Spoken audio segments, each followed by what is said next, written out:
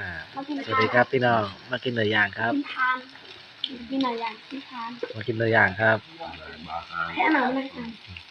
เอาแต่กินตรงนี้ นี่50 บาทกู อืม ว้าวแล้วมากกล้ามากกล้า มาครับมากินเนื้อย่างครับ เอาว่า ผัก มา ก็ไหว้ มาก็ยังเอาวันแต่มา เออ ไปไหนเนี่ย เต้นเต้น เอาวัวมาเปลี่ยน เป็นไรแทนสายบอ แต่ ไว้ไทยไหมไอ้เบิ้งไว้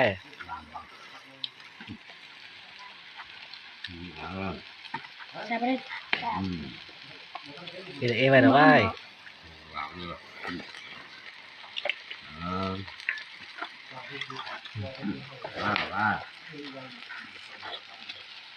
ว้าวห้าง เอาวันนี้มันเสร็จ ว้าวห้างห้างกล้าเลยที่ทำตามอยู่ข้างหน้านะ